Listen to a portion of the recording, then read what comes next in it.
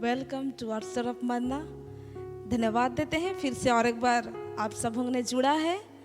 और आइए हम लोग सब मिल करके परमेश्वर की आराधना करें, परमेश्वर की महिमा करें, क्योंकि उन्होंने फिर से हमें एक मौका दिया कि हम उनके करीब आएँ। आइए हम कुछ गीतों को गाएं और परमेश्वर को धन्यवाद दें, उनका जीवित नाम को हम ऊंचा उठाएं, हम उनकी महिमा करें। Hallelujah, thank you Lord Jesus.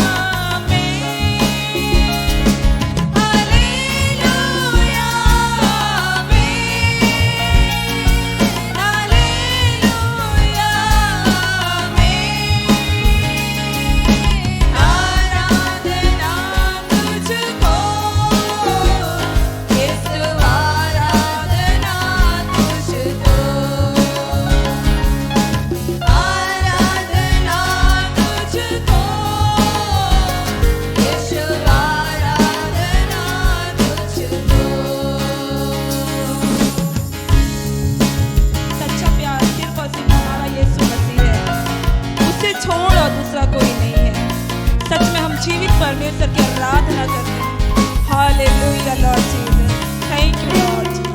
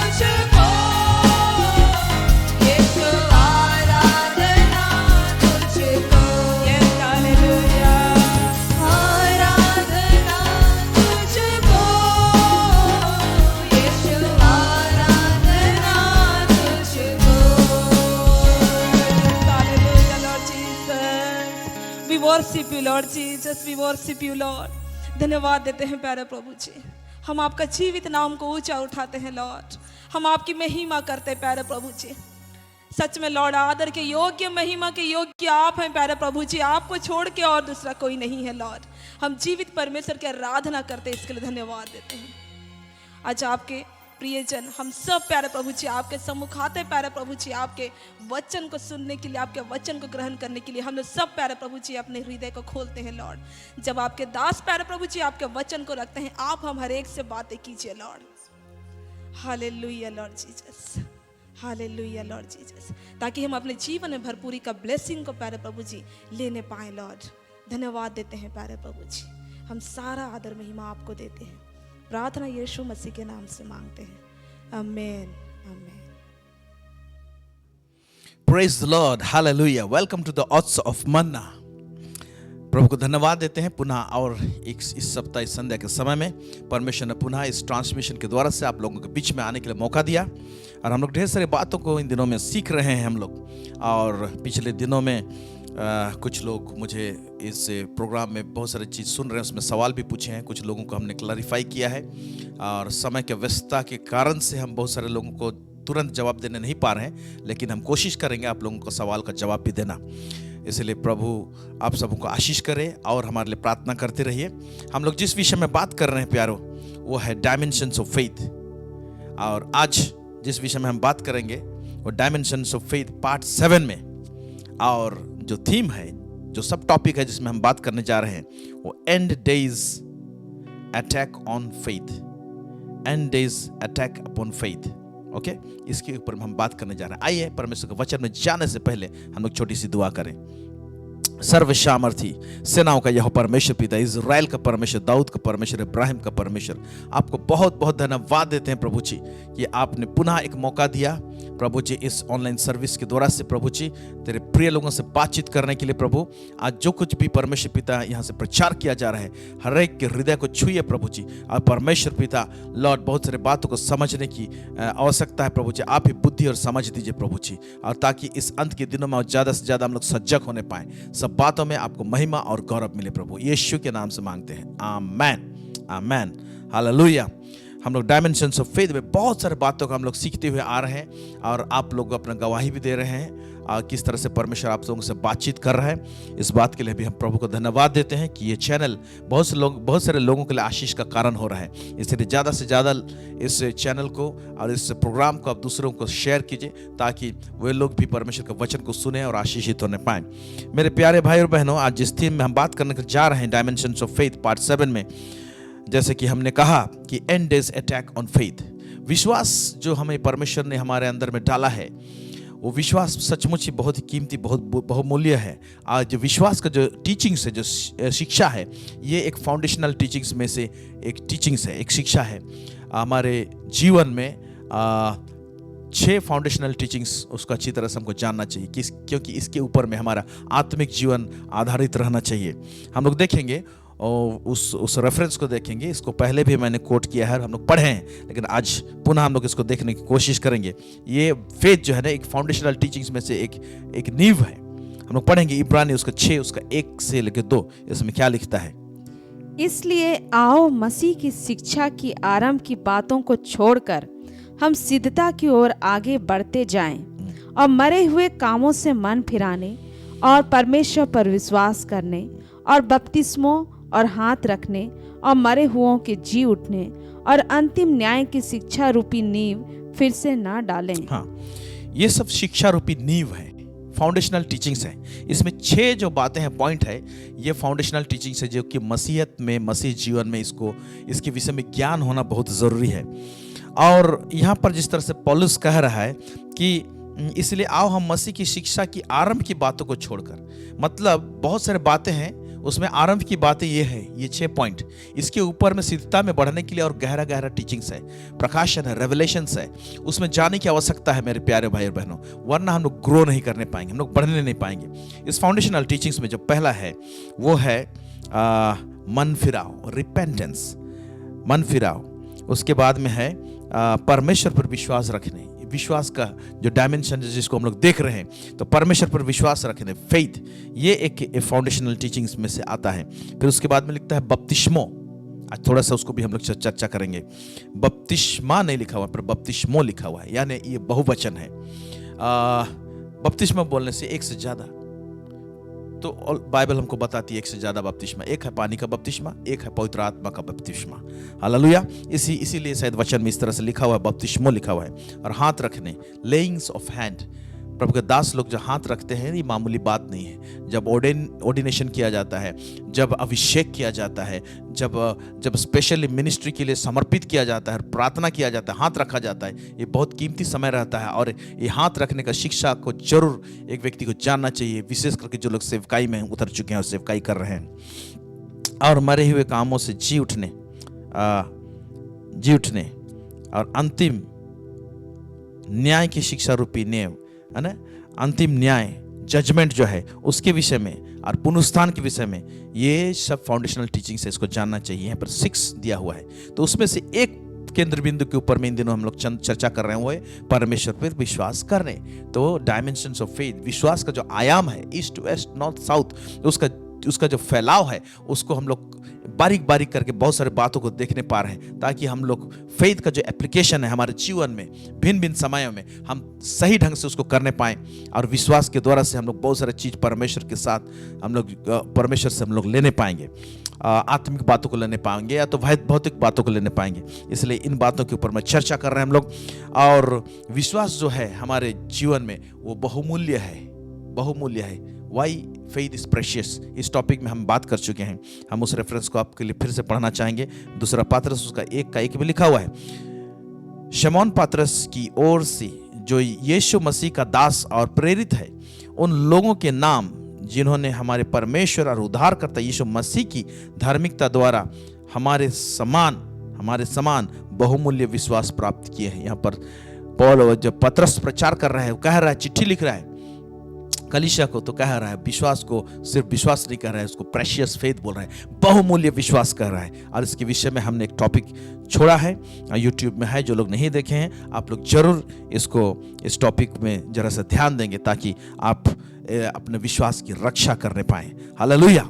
अब ये अंत के दिनों में जो विश्वास जो है हमारा, उस विश्वास के ऊपर में अटैक किस तरह से हो रहा है, कैसे अटैक हो रहा है, वो उस अटैक को जरा कुछ बातों को हम लोग देखेंगे। हम लोग कुछ उदाहरण को भी लेंगे, लेकिन हम विस्तार से नहीं जाएंगे, डिटेल्स में जाएंगे तो बहुत बड़ा हो सकता है, उसको 2-3 एपिसोड किया जा सकता है कि किस तरह से फेथ के ऊपर में अटैक हो रहा है। लेकिन एकदम बारीक चीज को और इंपॉर्टेंट चीज को आप लोगों के बीच में हम लाना चाहेंगे।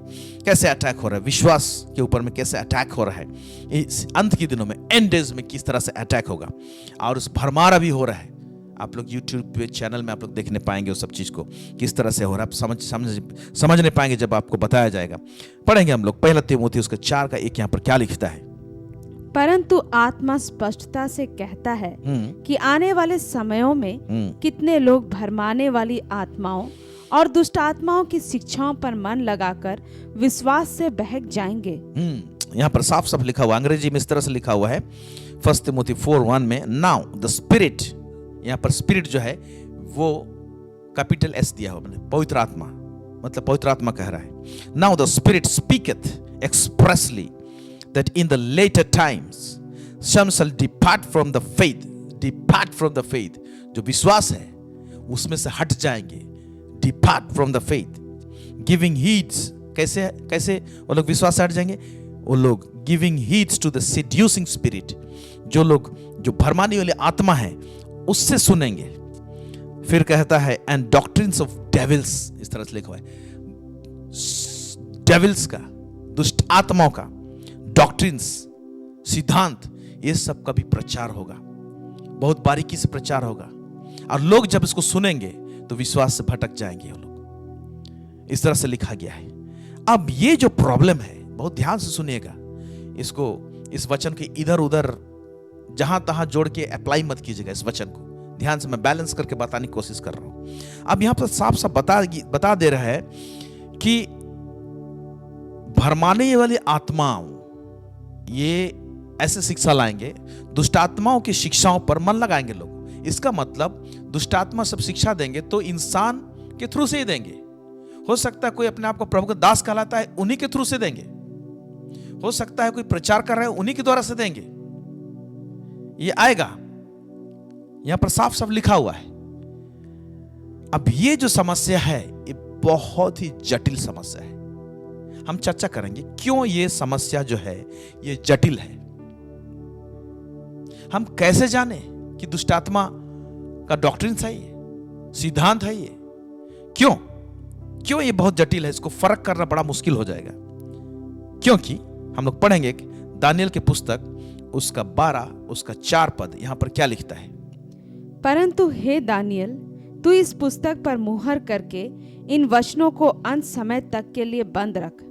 बहुत से लोग पूछपाछ और ढूंढ ढांड करेंगे और इससे ज्ञान बढ़ भी जाएगा। अभी देखिए कि दानियल को ये 12 अध्याय में लिख रहा है और परमेश्वर से कुछ बातें कर रहा है, और दानियल को बहुत सारे बात कुछ चीज परमेश्वर ने रिवील किया है, और वो रेवलेशन को दानियल को कह रहा है कि इसको मुहर बंद कर दे, ये अभी पता नहीं चलेगा, लेकिन अंत के दिनों में पता चलेगा, लोग खोजेंगे इसको और पवित्र आत्मा को प्रकट करेगा। इस बात को कह रहा है।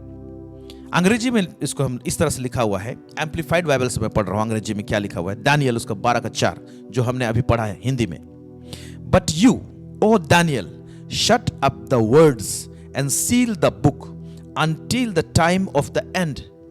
अभी समय के लिए, ये अंत के दिनों तक के लिए बंद रख। माने दानियल के टाइम में इसका खुलासा नहीं हुआ, लेकिन अंत के दिनों में, आज के दिनों में दानियल जो पुस्तक को बंद किया है, जिसमें रेवलेशन छुपे हुए हैं, और वो रेवलेशन में जीवन है, और रेवलेशन में परमेश्वर का उद्देश्य है, उस प्रकाशन में बहुत सारे गहरी बातें हैं, वो अंत के दिनों में खुलेगा भी बोला है।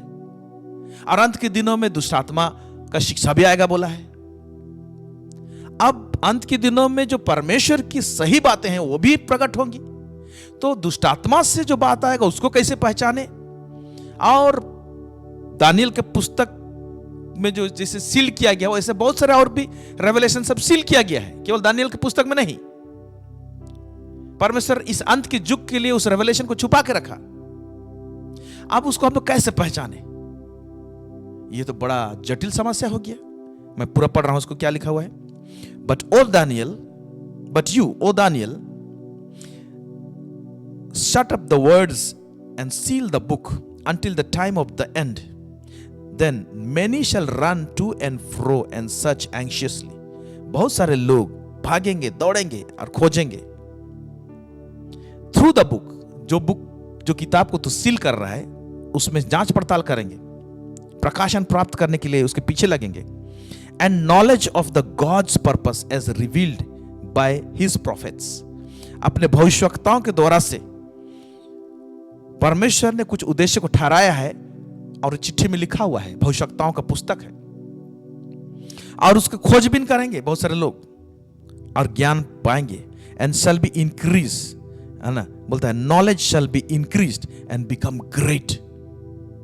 वाह, तो इस अंत के दिनों में सही ज्ञान भी, गहरा प्रकाशन भी, बड़ा अद्भुत प्रकाशन भी जिसको आपने सुना नहीं है, वो भी प्रकट होगा बोला कि लिखा है।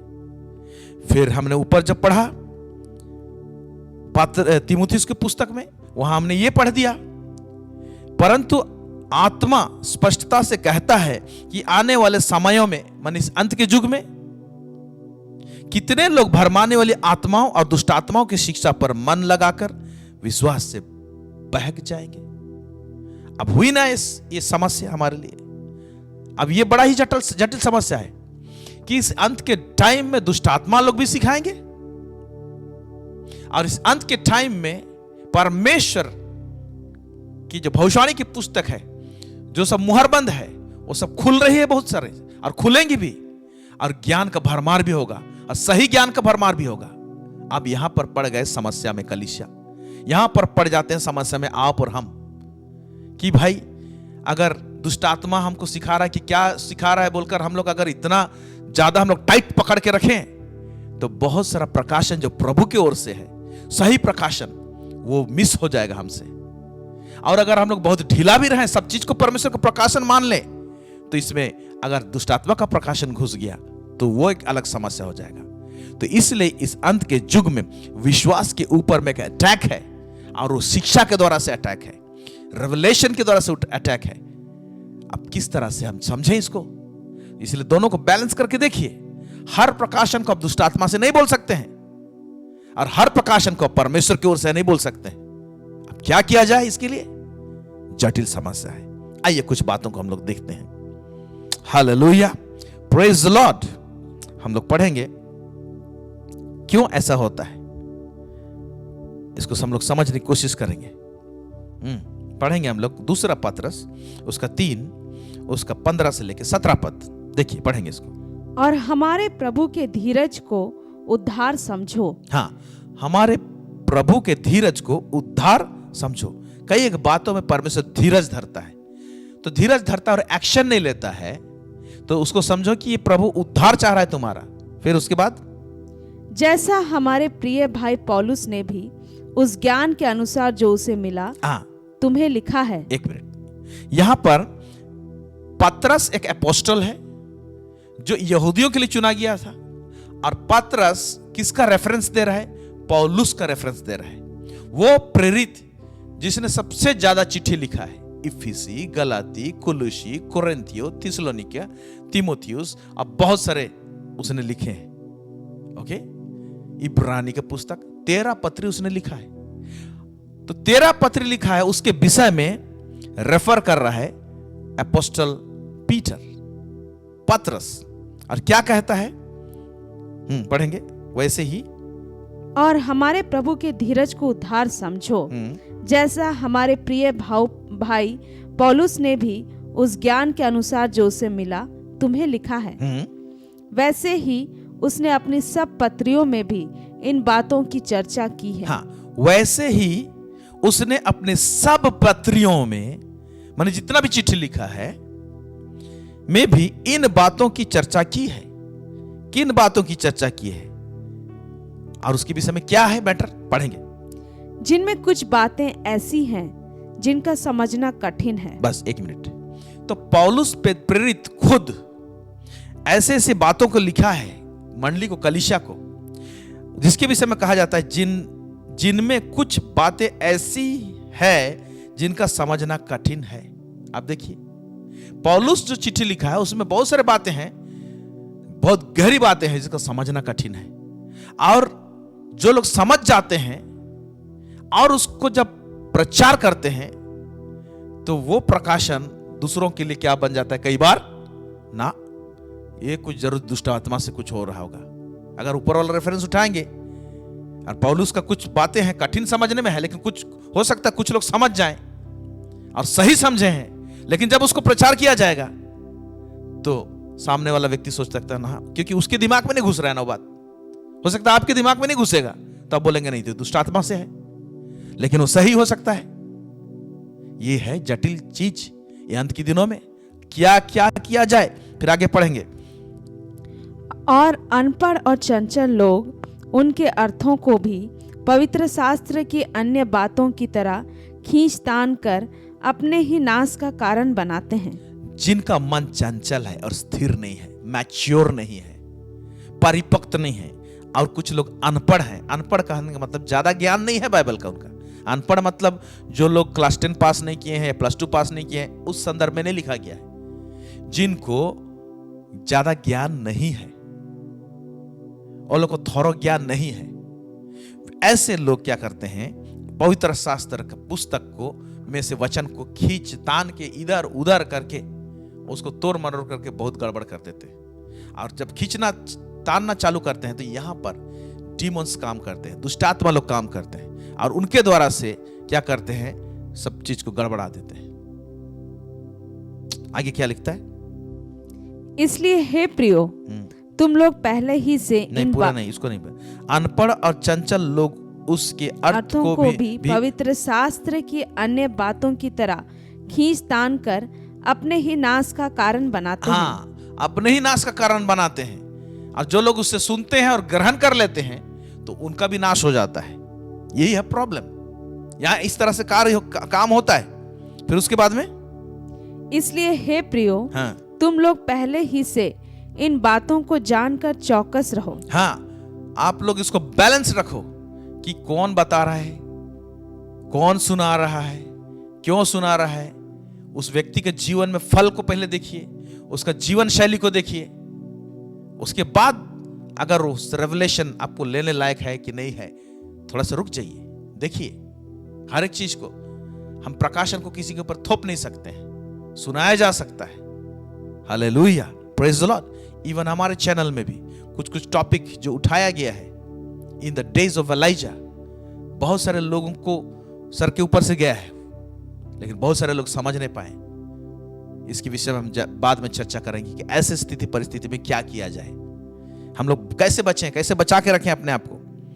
इसलिए हे प्रियो, तुम लोग पहले ही से इन बातों को जानकर चौकस रहो। इसमें एक बात बोल रहा है, चौकस रहो, बैलेंस्ड रहो, दोनों पहलुओं को सोचो।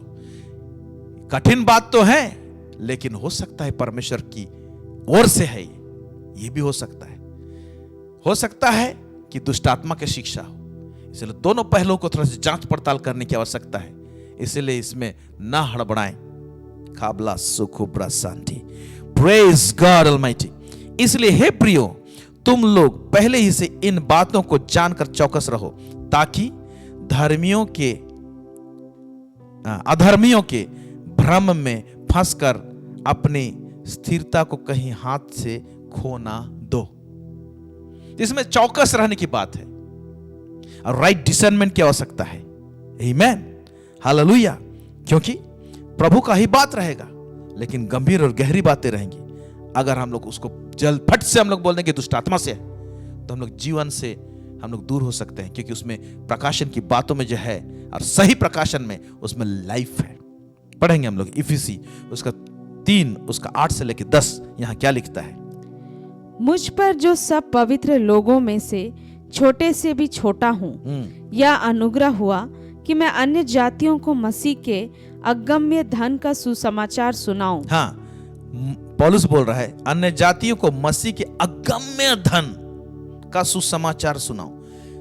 अगम्य धन, मसीह का जो अगम्य धन है उसका सुसमाचार को सुनाना चाह रहा है पौलुस, लेकिन ये प्लेनली नहीं है, गंभीर और गहरी बातें हैं। और सब पर यह बात प्रकाशित करूं, सब पर, कि उस भेद का प्रबंध क्या है, वो मिस्ट्री, वो भेद का प्रबंध क्या है जो सब के सृजनहार परमेश्वर में आदि से गुप्त था, गुप्त में था, वो मिस्ट्री में था, वो छुपा हुआ था, सीक्रेट रूप में था, लेकिन अभी प्रकट हुआ है। मैं उसको प्रकट कर रहा हूं बोल रहा है। तो हर एक व्यक्ति उस प्रकार का सीक्रेट को नहीं ले सकता है, क्योंकि बहुत सारी चीज समझने में कठिन है बोल के बोल रहा है। लेकिन पौलुस ये कह रहा है कि वो सही बात है। क्या किया जाए? आमीन। प्रकाशन की बातों में इस तरह से रहता है। रोमी उसका 16 25 से 26 पढ़ेंगे। रोमी उसका 16 25 से लेकर 26 यहां पर क्या लिखता है? अब जो तुमको मेरे सुसमाचार अर्थात यीशु मसीह के संदेश के प्रचार के अनुसार स्थिर कर सकता है। यस, प्रचार के अनुसार और सुसमाचार के अनुसार। सुसमाचार केवल इतना नहीं है मेरे प्यारे भाई और बहनों, जिसको हम सुसमाचार को बोलते हैं। नॉर्मल रूप से हम पापी थे, आदम हवा पाप किए और पाप में गिर गए, परमेश्वर के महिमा से रहित हो गए, और यीशु मसीह आया, क्रूस में लहू बहाया, और उसके बाद में तीसरे दिन मृत्यु में से जी उठा। ये तो सब लोग हम लोग जानते हैं, मसीहत में हम लोग जानते हैं मसीह क्यों आया था। लेकिन सुसमाचार में, इसके अंदर में और जो सुसमाचार में और भली बातें हैं वो गुप्त में है। इसीलिए लिखता हुआ है गॉस्पेल ऑफ द किंगडम, परमेश्वर का राज का सुसमाचार कहते हैं। और परमेश्वर के राज के सुसमाचार के विषय में अगर आप मत्ती उसका 13 अध्याय में आप पढ़िएगा, वहां पर लिखा हुआ है, जब चेलों ने यीशु मसीह को आके पूछा कि आप इनको क्यों दृष्टांत में बातें करते हो, तो यीशु मसीह ने उनको जवाब दिया, तुम लोगों को परमेश्वर के राज की भेदों की समझ दी गई है। माने परमेश्वर के राज जो है, वो जो सुसमाचार है उसके विषय में, परमेश्वर के राज का सुसमाचार का प्रचार में भेद है, उसका समझ तुम लोगों को दिया गया है, चेले लोगों को कहता है, लेकिन बाहर वालों को नहीं दिया गया है। तो सोचिए कि किंगडम का जो सीक्रेट है वो भी गंभीर बातें हैं। हालेलुया। और कुछ लोगों को समझ में आएगा, कुछ लोगों को समझ में नहीं आएगा। इसीलिए यीशु मसीह जब प्रचार करता है, उसने कहा ओके, कुछ अच्छी भूमि में गिरी, वो लोग 30 गुना 60 गुना 100 गुना फल लाए। अच्छी भूमि में गिरी और वचन तो अच्छा है, उत्तम बीज है, तो 100% फल लाना चाहिए ना। क्यों 30 गुना और 60 गुना बीच में आ रहा है? इसलिए आ रहा है क्योंकि जो 30 गुना फल ला रहा है उसको उसको जो है ना 70 गुना जो भाग है ना वो समझ में नहीं आया है। जो 60 गुना फल ला रहा है ना, तो उसको 40 गुना जो भाग है ना वो माइनस है, उसको समझा नहीं है। और जो 100 गुना फल ला रहा है ना, इसका मतलब 100% वो समझा है, इसलिए 100% वो फल लाने पा रहा है। हालेलुया। आप देख रहे हैं किस तरह से बातें हैं। और ऐसे अंत के युग में जबकि सच्चा ज्ञान भी प्रचार होगा और उस समय में दुष्ट आत्मा की ओर से भी शिक्षा प्रकट होगी, तो क्या किया जाए? इसीलिए सजग रहने की आवश्यकता है। और जब दुष्ट आत्मा की शिक्षा आएगा तो बहुत सारे लोग विश्वास से भटक जाएंगे बोला है। तो इसीलिए आज विश्वासियों के लाइफ में अटैक है। जो लोग शुरुआत ठीक से किए हैं लेकिन भरमाने वाले दुष्ट आत्माओं की शिक्षा में और जंजाल में फंस गए। आज यूट्यूब में इतना सारा भरमार सब प्रीचिंग हो रहा है, कुछ कुछ इस तरह का अनवांटेड डॉक्ट्रिन सब प्रचार किया जा रहा है। बहुत ही मुश्किल वाली बातें हैं। ओके, फिर कहता है परंतु अब प्रकट होकर सनातन परमेश्वर की आज्ञा से भविष्यवक्ताओं की पुस्तकों के द्वारा सब जातियों को बताया गया। तो भविष्यवक्ताओं की पुस्तकों में क्या है? भेद की बातें छुपी है, जो सब जातियों को बताया गया, लिखता है। क्यों बताया गया? कि वे विश्वास से आज्ञा मानने वाले हो जाएं। अब विश्वास परमेश्वर के वचन के ऊपर में करना है। और किसके ऊपर में करना है? उस भेद के ऊपर में करना है। और उस भेद को जब प्रकट होता है तो उसमें कई आज्ञाएं होती हैं। जब एक व्यक्ति परमेश्वर का वचन सुनता है, जिस भाग को वो अपनाएगा तो उसको पालन करेगा, आज्ञा मानेगा। लेकिन जिस भाग को वो नहीं अपनाएगा, नहीं लेने पाएगा, तो उसमें आज्ञा पालन नहीं करने पाएगा। ये दो फर्क दिखाई देंगे। Praise God. तो इतने सारे जटिलता में अब क्या किया जाए? परमेश्वर का भेद का बात तो हार्ड भी है, समझना कठिन है। So how to discern the deception, धोखा को कैसे पहचाने, and escape from this end time attack, इस अंत के युग में जिस प्रकार के विश्वास के ऊपर में अटैक है उससे हम बच कैसे निकले, इसको चर्चा करने के लिए मैं लास्ट में बताऊंगा। इससे पहले एक भयंकर डिसेप्शन जो अब भी चल रहा है उसको मैं बताना चाहूंगा, क्योंकि इसको जानना बहुत जरूरी है और यही सबसे बड़ा कीमती है। ऐसे तो और भी भरमाने वाली चीज सब है, लेकिन ये चीज है ना, ये भरम जो है ना पूरा तहस नहस करके रख दे रहा है। इसलिए वो है उद्धार के विषय में, उद्धार के विषय में सही ज्ञान नहीं होना, बॉर्न अगेन के विषय में, नया जन्म के विषय में सही ज्ञान नहीं होना।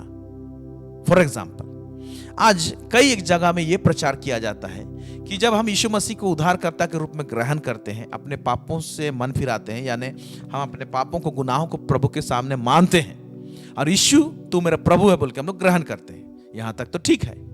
लेकिन इसके ऊपर में एक शिक्षा दिया जाता है कि एक बार जब हम उद्धार पा गए, यीशु मसीह को ले लिए, उसके बाद अगर हम लोग कुछ भी प्रकार का पाप करते हैं तो वो पाप गिना नहीं जाता है, वो पाप लेखा में नहीं आता है। ये एक शिक्षा चल रहा है, ध्यान से सुनिए, एक शिक्षा चल रहा है। आपकी इर्द गिर्द भी होते होंगे ऐसे लोगों से, मेरा पला पड़ा है, हमारे कलीसिया के लोगों के साथ में, ऐसे लोगों के साथ में पला पड़ा है। उनका कहना यह है कि एक बार यीशु मसीह को उद्धारकर्ता के रूप में ग्रहण कर गए और उसने अपने लहू से धो दिया, हमने उद्धार पा गया, इसके बाद हम कुछ भी पाप करते हैं, कैसे भी जीते हैं, तो वो पाप गिना नहीं जाता है। ये सरासर गलत शिक्षा है, ये शैतान की ओर से, दुष्टात्मा की ओर से शिक्षा है। ऐसा नहीं होता है, आपको वचन मैं भी बताऊंगा। और इसके कारण से बहुत सारे लोग विश्वास से भटक गए हैं। ये सबसे मेजर अटैक हो रहा है। ये छोटी सी बात को मैं क्लैरिफाई करना चाहूंगा आप लोगों के बीच में।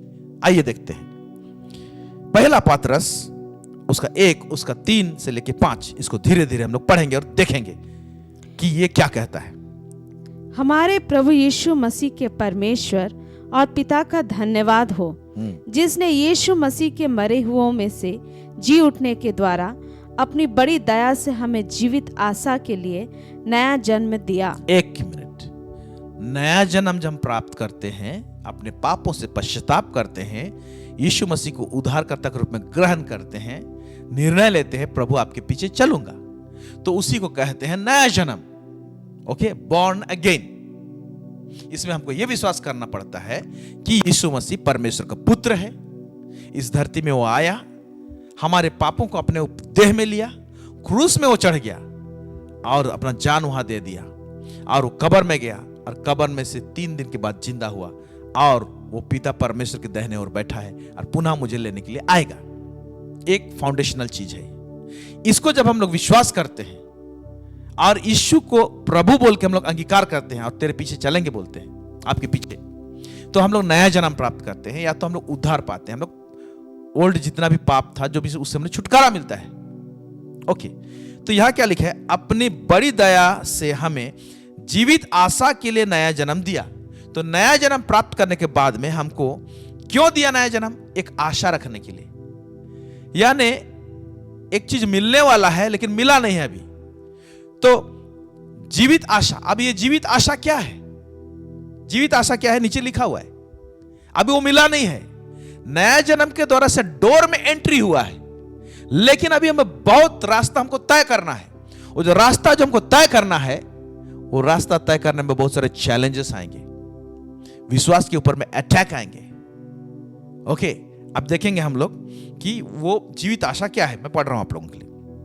जीवित आशा दिया है अर्थात एक अविनाशी और निर्मल और अजर मिरास के लिए जो तुम्हारे लिए स्वर्ग में रखा है। एक अजर मिरास है, एक अविनाशी, निर्मल और अजर मिरास। मिरास मतलब स्वर्गीय स्थान, वो हमारे लिए स्वर्ग में रखा है। एक अनंत जीवन की बात है। अनंत जीवन का शुरुआत यहीं से होता है, लेकिन हमको इस धरती में एक पड़ाव को हमको कंप्लीट करना है। उसके बाद में जो स्वर्ग में धरा है वो हमको मिलेगा, बोल रहा है। अजर मिरास के लिए जो तुम्हारे स्वर्ग में रखी है। फिर कहता है जिसकी रक्षा, ओके, परमेश्वर की सामर्थ्य से विश्वास के द्वारा उस उद्धार के लिए, उस उद्धार के लिए बोल रहा है जो आने वाले समय में प्रकट होने वाली है, की जाती है। आप देख रहे हैं कि एक उद्धार तो पापों की क्षमा हमको यहां पर हो गई, लेकिन हम लोग अंत तक हमको धीरज धरना है और मसीह में जीवन काटना है। फिर बोलता है, जिस तरह से हमने देखा, जिनकी रक्षा, तो उस आशा जो हमको रखे हैं हम लोग, उस मिरास जो हमको मिलने वाला है, उसका रक्षा हमको करना है, बोल रहे हैं यहां पर। और क्या हम लोग आराम से ऐसे जिए, मन मुताबिक हम लोग यीशु को ग्रहण किए हैं, बपतिस्मा ले लिए हैं। बपतिस्मा के विषय में भी आएंगे हम नीचे, उसके विषय में भी एक गलत चीज घुस गया है। मैं एकदम बेसिक चीज जहां पर लोग फंस रहे हैं वहां पर उसकी विषय में बता रहा हूं, वरना इस टॉपिक में बहुत सारी चर्चा की जा सकती है। अंत के दिनों में विश्वास के ऊपर में अटैक है। अब तो हम लोग यीशु को ग्रहण किए हैं, उद्धार पा गए हैं, तो आराम से हम मन मुताबिक हम लोग जिएंगे। एक उदाहरण देना चाहूंगा। जो लोग शराबी होते हैं और उनका किडनी या तो लिवर अफेक्टेड हो जाता है शराब के कारण से, और डॉक्टर उसका इलाज करता है, और इलाज जब करता है कुछ टाइम लगता है, इलाज करता है, और वो जब ठीक होने लगता है, डॉक्टर उसको बोलता है, देख शराब के कारण से तुम्हारा लिवर डैमेज इतना % हो गया था, अभी जैसे तैसे मेडिसिन दे के तुम्हारा इलाज करके सब कुछ का भी ओके कंडीशन में रखा गया है, अब तुम जी सकते हो, अभी मरोगे नहीं। ठीक है, मरने वाले थे, अभी मरोगे नहीं, सीरियस कंडीशन में थे, लेकिन तुमको एक हिदायत दिया जा रहा है कि पुराना तुम जिस तरह से शराबी जैसा जीवन था फिर से तुम किए तो नेक्स्ट टाइम तुम्हारा ट्रीटमेंट नहीं हो सकता, वो भयंकर हो जाएगा, तुम मरेगा। डॉक्टर जब कहता है एक बीमार को लेकर, तो पाप भी एक बीमारी के समान है, एक ऐसा रोग है जिससे प्रभु हमको छुटकारा दिया, जिसके ऊपर में प्रभु जय होने के लिए हमको वो ताकत देना चाहता है। तो क्या प्रभु बोलेगा कि भाई तुमने अभी मुझे ग्रहण कर लिया, अब तुम्हारा नाम रजिस्टर हो गया स्वर्ग में, अब इसके बाद में तुम पे विचार करो, चोरी करो, झूठ बोलो, कुछ भी करो, आप ऐसे ही जीवन जियोगे, तुम्हारा एक बार उद्धार मतलब तुम्हारा टिकट कट गया स्वर्ग जाने के लिए। ये गलत शिक्षा है, ऐसे नहीं हो सकता मेरे प्यारे भाई बहनों। हमको जो आशा परमेश्वर ने दिया है उसका रक्षा करना है। ये आज बहुत YouTube में प्रीचिंग हो रहा है, बहुत जगह कुछ ग्रुप है, और ग्रुप का नाम मैं लेना नहीं चाहता हूं अपने चैनल में, लेकिन इस तरह का शिक्षा है नहीं, ऐसे नहीं हो सकता है। उस उद्धार के लिए जो आने वाले समय में प्रकट होने वाली है की जाती है। और एक वचन आपको पढ़ रहे हैं, फिलिप्पी उसका 2:12 पढ़ रहा हूं आपके लिए मैं। इसलिए हे मेरे प्रियो, जिस प्रकार तुम सदा से आज्ञा मानते आए हो, तुम आज्ञा मानते आए हो, फिर क्या बोल रहा है, वैसे ही अब भी ना केवल मेरे साथ रहते हुए पर विशेष करके अब मेरे दूर रहने पर भी डरते और कांपते हुए अपने अपने उद्धार का कार्य पूरा करते जाओ। यहां इस धरती में किस प्रकार का जीवन काटने के लिए कहा है? डरते और कांपते हुए। किस चीज से डरे और कांपे? शैतान से, दुष्टात्मा से? नहीं, शैतान दुष्टात्मा से थरथराने और डांटने, डरने और कांपने का बात नहीं कह रहा है। यहां पर कह रहा है कि उस दूषित जीवन में मन ना पड़ जाओ, उस पाप की जिंदगी जहां से तुम लौट कर आए हो उसमें ना पड़ जाओ। इसलिए तुम्हारे अंदर में एक डर और भय होना चाहिए। और फिर लास्ट में क्या कहता है? अपने अपने उद्धार का कार्य पूरा करते जाओ, बोल रहा है, पूरा करते जाओ। डेली रोजमर्रा के जीवन में उद्धार का कार्य पूरा करते जाओ। एक उद्धार तो यीशु को ग्रहण किए हमने, उस समय मिला हमको, नया जन्म मिला। फिर एक जो उद्धार है वो प्रतिदिन होता है। वो किस तरह से होता है? जब यीशु मसीह को उद्धारकर्ता के रूप में ग्रहण करते हैं तो हमारा आत्मा नया जन्म होता है हमारा, ओके, वो पूरा नया कर देता है प्रभु। लेकिन हमारा प्राण नया नहीं होता है। प्राण को प्रतिदिन, प्राण यानी हमारा मन का नवीनीकरण, रिन्यूइंग ऑफ माइंड, इसका प्रतिदिन होना जरूरी है। इसके लिए परमेश्वर का वचन का मनन करना जरूरी है और उसके अनुरूप आज्ञा पालन करना जरूरी है। तब जाके हमारा मन का नवीनीकरण होगा, प्राण का नवीनीकरण होगा। मन प्राण एक ही चीज है, ओके। फिर उसके बाद में हमारा शरीर का उद्धार, ये अभी नहीं होगा। अगर हम लोग नया जन्म पाए हैं, उसके बाद में हमारा प्राण का रक्षा करते हैं हम लोग, और उसका नवीनीकरण होता है, हमारा मन का नवीनीकरण होता है, नया बनते जाते हैं और प्रभु में होकर इस संसार में हम लोग सोते हैं। तो जब दूसरे आगमन में यीशु मसीह आएगा, अदृश्य रूप से जब आएगा, तो जब कलीसिया को उठा लेने के लिए, तब मुर्दे जी उठेंगे, बोला है ना, उस समय हम लोग जी उठेंगे, आप जी उठेंगे। ये ऐसा नहीं है कि किसी तरह से हम लोग जैसे भी हम लोग जीवन काटें। प्रेज गॉड, आमेन। कुछ लोगों का अनुग्रह के प्रति, ग्रेस के प्रति रॉन्ग कंसेप्ट है। इस वचन को पढ़ने के द्वारा से रॉन्ग कंसेप्ट है, शायद इसीलिए इस तरह से प्रचार करते होंगे, हैं? उनका सोच विचार गलत है। रोमी उसका 5 उसका 20 से लेकर 21 मैं पढ़ रहा हूं आपको लिए। रोमियो का पुस्तक उसका 5 अध्याय 20 से लेकर 21। व्यवस्था बीच में आ गई कि अपराध बहुत हो, परंतु जहां पाप हुआ, ध्यान सुनिए, जहां पाप बहुत हुआ वहां अनुग्रह उससे भी कहीं अधिक हुआ। माने जहां पाप हुआ, बहुत हुआ, तो अनुग्रह भी उससे ज्यादा हुआ लिखा है। और इस कारण से धोखा खाते हैं। मतलब जहां पाप ज्यादा होता है तो अनुग्रह ज्यादा होता है। तो हो, पाप करने से तो प्रभु अनुग्रह करता है ना, तो पाप करते रहे चलेगा, अनुग्रह भी होगा। कि जैसा पाप ने मृत्यु फैलाते हुए राज्य किया, वैसे ही हमारे प्रभु यीशु मसीह के द्वारा अनुग्रह भी अनंत जीवन के लिए धर्मी ठहराते हुए राज्य करे। ओके, तो क्या हम लोग पाप करते रहे बहुत अनुग्रह हो? इसी को, क्योंकि यहां पर लोग ऐसा ही सोचेंगे कि भाई पाप करने से तो अनुग्रह होता है, तो यहां पर लोग जरूर गलत डायरेक्शन में सोचेंगे। पौलुस तुरंत जैसे ये अध्याय खत्म होता है, 5 अध्याय 21 पद में खत्म होता है, जो 6ठा अध्याय का 1 पद में क्लियर करता है मैटर को, ताकि लोग धोखा ना खाएं। क्या कहता है? तो हम क्या कहें? क्या हम पाप करते रहें कि अनुग्रह बहुत हो? कहता कदापि नहीं, कदापि नहीं, नहीं हो सकता ऐसे। हम जब पाप के लिए मर गए तो फिर आगे को उसमें कैसे जीवन बीताएं, साफ साफ लिखा है ना यहां पर। फिर हम बोलेंगे कि हम लोग उधार पाने के बाद में पाप करते हैं तो वो लेखा नहीं लेता है, और उसके बाद हम लोग कैसे भी जिएंगे तो चलेगा, हमको स्टाम्प लग गया, उधार पा गए हैं, अनंत जीवन हमारे रखा है, धरा है। नहीं नहीं नहीं नहीं, यहां साफ साफ लिखा हुआ, हम जब पाप के लिए मर गए तो फिर क्या आगे को उसमें कैसे जीवन बिताएं? क्या तुम नहीं जानते कि हम सब जिन्होंने मसीह यीशु का बपतिस्मा लिया, बपतिस्मा में भी आएंगे हम, लिया, उसकी मृत्यु का बपतिस्मा लिया, अतः उस मृत्यु का बपतिस्मा पाने से हम उसके साथ गाड़े गए, ताकि जैसा मसीह पिता की महिमा के द्वारा मरे हुओं में से जिलाया गया, वैसे ही हम भी नए जीवन की सी चाल चलें। समझ में आ रहा है लास्ट में क्या कह रहा है? वैसे ही हम भी नए जीवन की सी चाल चलें। डायरेक्शन किधर दे रहा है? नए जीवन जो हमको मिला है, बॉर्न अगेन हुआ है, उसका चाल वो डिफरेंट होगा, या पुराना चाल जैसे रहेंगे और बोलेंगे क्योंकि यीशु को ग्रहण कर लिया, मैं विश्वास कर लिया हूं। ये गलत टीचिंग्स है। ये सरासर अंत के दिनों में और फैला रहा है, ये दुष्टात्मा और भरमाने वाले आत्मा का शिक्षा है। इसे आप चौकस रहे, अपने आप को तैयार करें, मसीह का आगमन नजदीक है। पहला थिस्सलुनी 5 उसका 23 से लेकर 24 में पढ़ रहा हूं आपके लिए।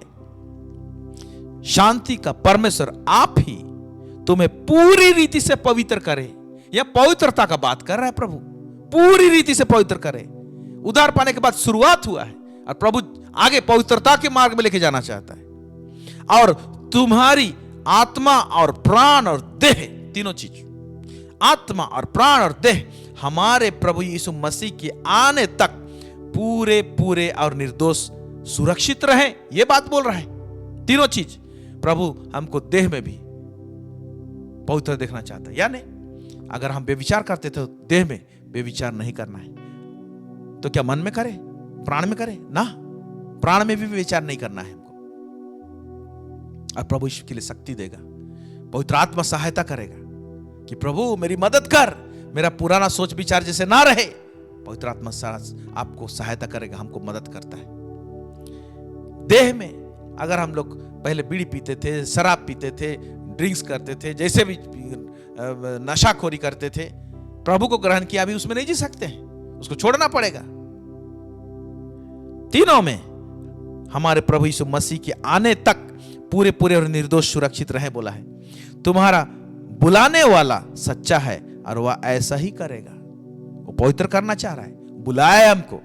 हम लोग पुराना जीवन का जी नहीं सकते हैं। तो ये उद्धार के विषय में, साल्वेशन के विषय में, बॉर्न अगेन के विषय में यहां पर कुछ गलत शिक्षाएं हैं और लोगों को ढीला बनाने की कोशिश करते हैं। ऐसे नहीं, हम उद्धार पाए हैं, प्रभु को ग्रहण किए हैं, तो नए जीवन की सी चाल चलें।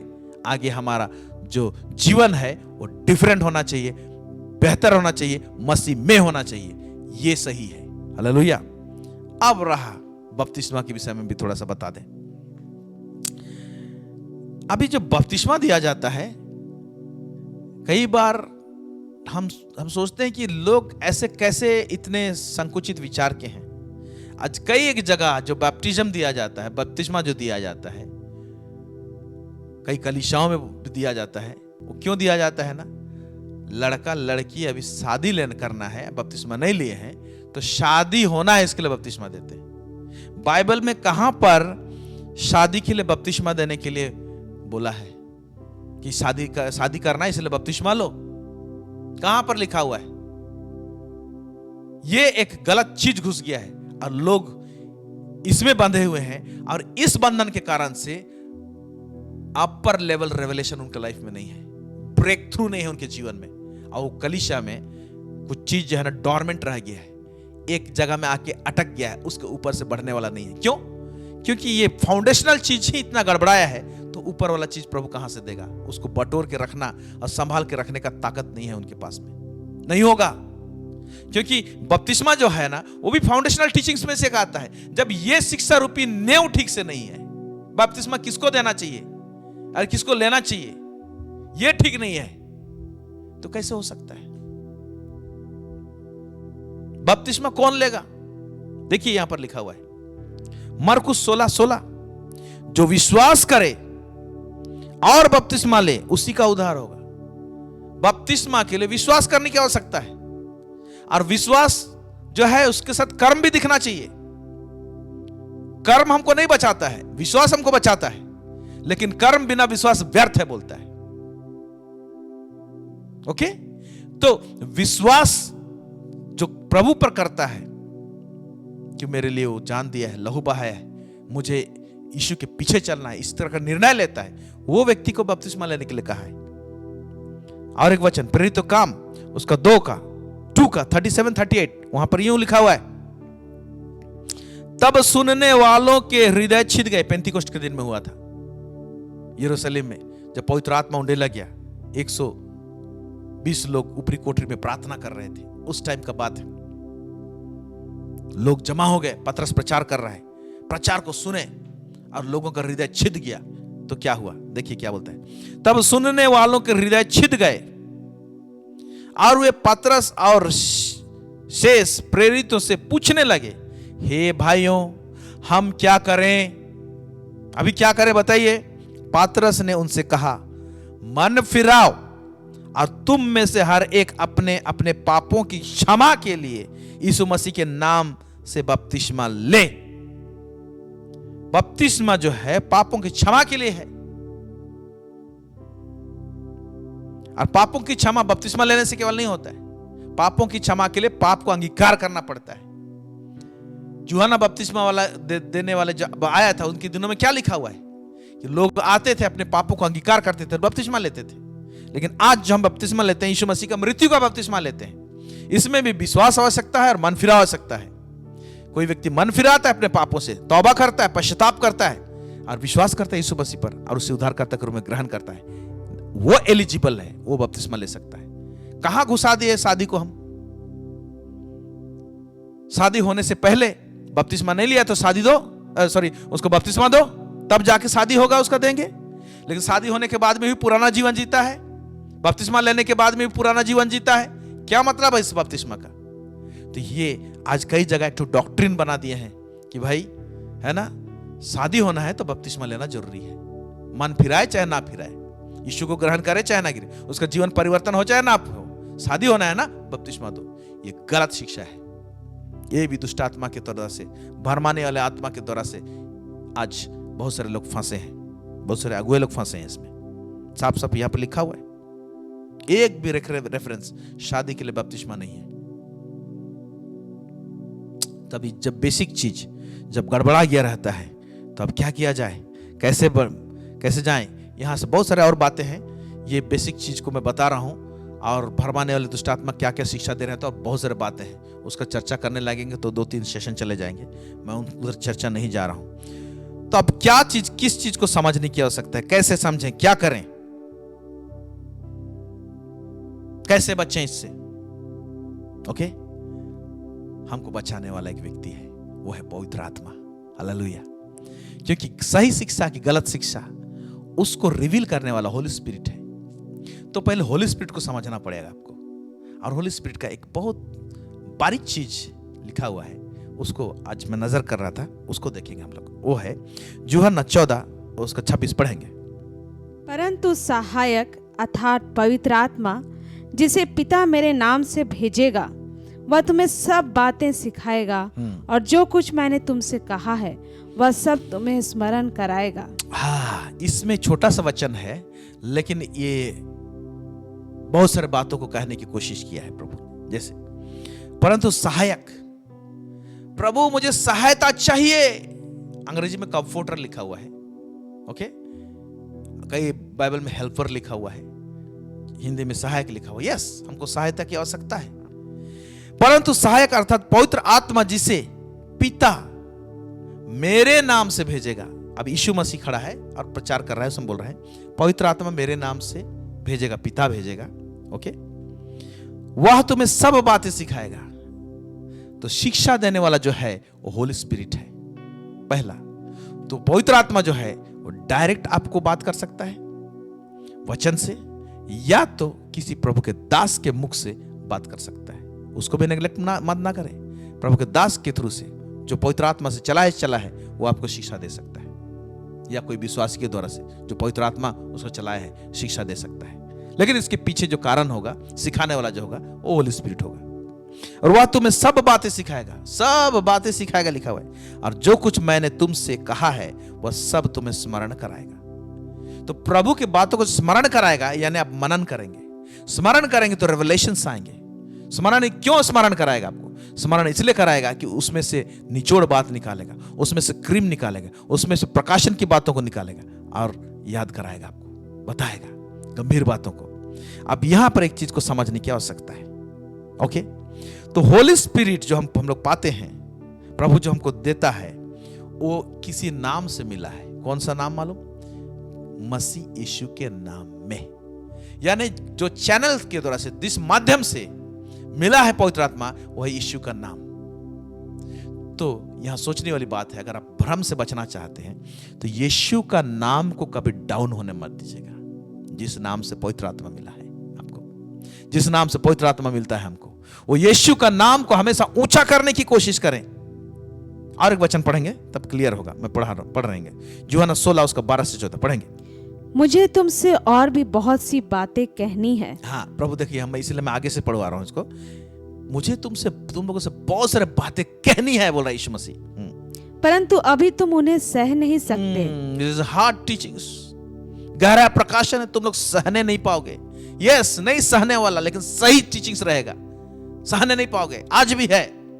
इसीलिए तो हमको बहुत सजग रहना है कि प्रभु की ओर से ही रहेगा, लेकिन सहने नहीं पा रहे होंगे। आप बोल देंगे दुष्ट आत्मा से, भरमाने वाला आत्मा सिखा रहे हैं। इसी को तो जानना है। इसीलिए तो लास्ट में जो बात बताया, बहुत इंपॉर्टेंट चीज बताया जा रहा है। हाँ पढ़ेंगे। परंतु जब वह अर्थात सत्य का आत्मा आएगा तो तुम्हें सब सत्य का मार्ग बताएगा। सब सत्य का मार्ग बताएगा, मतलब अब इसमें उसको आपको एक्शन में मार्ग बताएगा। मतलब इसको समझिए, खाली बता देगा नहीं, मार्ग बताएगा। मतलब मार्ग क्यों बताया जाता है? चलने के लिए बताया जाता है। तो पवित्र आत्मा आएगा ना, तो सत्य को प्रकट करेगा और मार्ग बताएगा। बोलने से लिखा हुआ है कि उसमें चलना है आपको, उसको एक्शन में आना है। फिर आगे, क्योंकि वह अपनी ओर से ना कहेगा, परंतु जो कुछ सुनेगा वही कहेगा और आने वाली बातें तुम्हें बताएगा। वह मेरी महिमा करेगा, क्योंकि वह मेरी बातों में से लेकर तुम्हें बताएगा।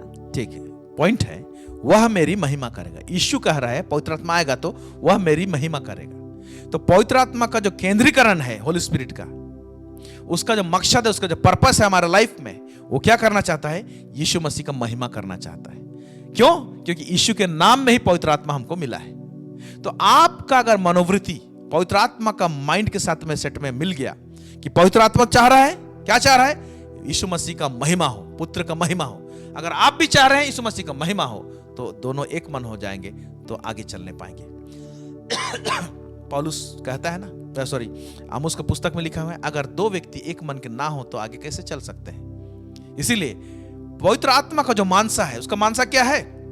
यीशु का नाम ऊंचा होना चाहिए। अगर आप उस एक्शन में रहते हैं कि हर बार कुछ भी प्रभु करता है आपके जीवन में, यीशु का नाम को ऊंचा करते हैं, ग्लोरीफाई करते हैं, तो होली स्पिरिट को आपके साथ में मूव करने के लिए, आपको शिक्षा देने के लिए, सिखाने के लिए, हमको सिखाने के लिए जरा भी उसको हिचक नहीं होगा और रॉन्ग टीचिंग्स को हमारे सामने से दूर करेगा, राइट चीज को प्लेस करेगा। ये कड़ी को पकड़ने की कोशिश करें। आप सोच रहे होंगे कि कैसे इस अंत के दिनों में भ्रम की आत्मा से बचूं, भ्रम की शिक्षा से बचूं। तो आपका मकसद होना चाहिए यीशु का नाम को मुझे ऊंचा करना है। कैसे यीशु का नाम को हम लोग ऊंचा नहीं करते? कई बार उसका महिमा को हम लोग चोरी करते हैं। बहुत सिंपल सा बात बता रहा हूं। अगर आपने किसी के लिए प्रार्थना कर दिया, अगर वो कैंसर से पीड़ित था, ओके, और यीशु मसीह ने चंगाई दिया, यीशु के नाम को आपने इस्तेमाल किया, लेकिन वाह क्या लेंगे मालूम? हम प्रार्थना किए, मेरा प्रार्थना सुना गया, हम कुछ हैं, और यीशु मसीह को साइड कर देते हैं। इसमें क्या हो रहा है? हम मसीह का नाम को हम ऊंचा नहीं कर रहे हैं, और बहुत बारीकी से, तरकीब से हम मसीह का नाम को महिमा मिलना चाहिए, वो महिमा हम चोरी कर लेते हैं। यहां पर पवित्र आत्मा शोकित होता है, और यहां पर धीरे धीरे हम लोग भ्रम की शिक्षा में पढ़ने चालू हो जाते हैं, पढ़ना चालू हो जाते हैं हम लोग। यहां क्या क्या लिखता है? परंतु जब वह अर्थात सत्य का आत्मा आएगा तो तुम्हें सब सत्य का मार्ग बताएगा, क्योंकि वह अपनी ओर से नहीं कहेगा, परंतु जो कुछ सुनेगा वही कहेगा। जो कुछ सुनेगा, अभी देखिए, जो कुछ सुनेगा, किससे सुनेगा? यीशु से सुनेगा, क्योंकि यहां पर लिखा हुआ है, और आने वाली बातें तुम्हें बताएगा। वह मेरी महिमा करेगा, क्योंकि वह मेरी बातों में से लेकर तुम्हें बताएगा। मेरी बातों, यीशु का मुझसे सुनेगा, मेरी बातों में से बताएगा। तो देखिए कैसे कनेक्शंस कैसे है। यीशु को अगर महिमा हम लोग देते हैं, यीशु मसीह प्रसन्न हो जाएगा और वो पवित्र आत्मा को बोलेगा, ये बात उसको बोल, तो पवित्र आत्मा हमको फिर रिवील करेगा। अगर यीशु को महिमा नहीं करते हैं तो यीशु मसीह साइलेंट, यीशु मसीह पवित्र आत्मा से नहीं कहेगा और पवित्र आत्मा हमको फिर रिवील नहीं करेगा। इसीलिए आपका और मेरा कंसर्न क्या होना चाहिए? होली स्पिरिट का जो कंसर्न है, उसका जो मकसद है, क्या मकसद है? यीशु का नाम को ऊंचा करना। वही मनोवृत्ति से हम लोग मूव करते हैं ना, तो पवित्र आत्मा हमको सिखाने में, हमको सिखाने के लिए बिल्कुल भी नहीं हिचकेगा, रुकेगा नहीं, प्रतिदिन बातें करेगा, सिखाएगा। मैं कई बार प्रार्थना करता हूं तो कुछ लोग सवाल मुझे पूछते हैं, उस समय मुझे आंसर नहीं मालूम होता है। मैं प्रभु के चरणों में जाता हूं, बोलता प्रभु इस व्यक्ति ने मुझे सवाल पूछा है, ये जरूरी सवाल है, अगर समझते हैं तो मुझे रिवील कीजिए, बताइए। और वंडरफुली होली स्पिरिट कुछ दिनों के बाद में उसे रिवील करता है और पूरा पूरा प्रूफ के साथ में, वचन के साथ में, अंडरस्टैंडिंग के साथ में, जो हृदय में छप जाए और तसल्ली हो जाए, कभी मिटना मिटने वाला प्रकाशन। और उसमें जब हम एक्ट करते हैं, ओ इट्स सो वंडरफुल, बहुत सुंदर हो जाता है। इसलिए इस बात को हमको समझने की आवश्यकता है। ओके, पहला बात क्या? यीशु को महिमा देना है, तब पवित्र आत्मा को यीशु मसीह कहेगा कुछ और पवित्र आत्मा हमको रिवील करेगा। दूसरा जो बात है, मैं इसे पॉइंट को बता, इंपॉर्टेंट पॉइंट को बता रहा हूं आपको। दूसरा जो है, होली स्पिरिट परमेश्वर है और त्रिएक परमेश्वर का थर्ड पर्सन है। और पवित्र आत्मा क्या करता है? हमको जो सिखाता है, बताता है, चलाता है, वो एक तरफ तो सामर्थ्य है, उसका पर्सनालिटी जो है बहुत पावरफुल व्यक्ति है, वो गजब का है। व्हाट पावर का बात, पावर का जो एरिया का जो काम है, वो उसका काम है पवित्र आत्मा का। लेकिन इतना पावरफुल होने के बावजूद भी वो बहुत ही सेंसिटिव है, जेंटल है। सेंसिटिव माने बहुत संवेदनशील है, सेंसिटिव है, और मतलब कहने का मतलब बहुत जल्दी दुखी भी होता है, शोकित होता है। इसीलिए इफिसी 4:30 में लिखता है, मैं पढ़ रहा हूं, परमेश्वर के पवित्र आत्मा को शोकित मत करो, जिससे तुम पर छुटकारे के दिन के लिए छाप दी गई। इसमें और एक बात भी मैं बता दे रहा हूं। पहला बात खंड हमको सिखा रहा है, परमेश्वर के पवित्र आत्मा को शोकित मत करो। डोंट। शोकित किए रहोगे, कैसे शोकित करेंगे? हम लोग उधार पा गए, नया जन्म पा गए, हम लोग उसके बाद में भी जैसे भी जिएंगे, तो शोकित होगा कि नहीं होगा? जब शोकित होगा तो शोकित अवस्था में रहेगा तो नीचे उसका एक काम बचा है लास्ट में, जिससे तुम पर छुटकारे के दिन के लिए छाप दी गई है। हमको छाप के रूप में दिया जाता है। ओके, कौन सा छुटकारा? इस देह का छुटकारा के लिए। जब मसीह आएगा तो इस देह को परिवर्तित करेगा, हम लोग जीवित रहेंगे, और उस समय मसीह आ गया तो हमारे देह को मसीह का देह जैसे बना देगा। और मर गए रहेंगे, उस समय इस मसीह आएगा तो हमको कब्र में से जिंदा करेगा। वो छुटकारा के विषय में कह रहा है यहाँ पर। तो पवित्र आत्मा अगर शोकित रहेगा तो ये छुटकारा नहीं देगा मेरे प्यारे भाई और बहनों। भले ही हम अन्य भाषा बोले हैं, भले ही हम भविष्यवाणी किए हैं, भले ही हमने चंगाई की है, मसीह जीवन जो है बारीकी का जिंदगी है। इसीलिए आज हमारे फेथ को डिस्ट्रॉय करने के लिए शैतान बहुत सारे भ्रम के शिक्षाओं को लेकर आ रहा है। यस, इसीलिए अगर आज पवित्र आत्मा को कहीं पर हम लोग शोकित किए हैं तो हम लोग मन फिराएं, पश्चाताप करें और उसको शोकित अवस्था में ना छोड़ें, नहीं तो आगे का जो पड़ाव है, लेवल्स है, उसको क्रॉस करने नहीं पाएंगे, हम लोग जाने नहीं पाएंगे। तो अब थोड़ा सा नटशेल में कुछ सजेशन देना चाहूंगा कि अंत के दिनों में तो गहरा प्रकाशन भी आएगा और सही रहेगा, और दुष्ट आत्माओं का भी शिक्षा रहेगा। तो ऐसे स्थिति परिस्थिति में मैं एज ए बिलीवर, मुझे ज्यादा मालूम नहीं है कुछ, मुझे कैसे हरकत करना चाहिए या ऐसे द्वंद्व में रहूं तो मुझे क्या करना चाहिए, इसका जवाब मैं आपको देता हूं। इसीलिए मैं कुछ बातों को लेकर, अगर कोई ऐसा प्रकाशन, अब इवन हमारे चैनल में मैं कह दे रहा हूं, क्या है कि कुछ कुछ गंभीर बातों को हम बताते हैं और कुछ कुछ लोग नहीं समझने पाते हैं। क्योंकि नहीं समझने का कारण ये भी है, शारीरिक मनुष्य आत्मिक बातों को नहीं समझ सकता, कुरिन्थ में लिखा हुआ है।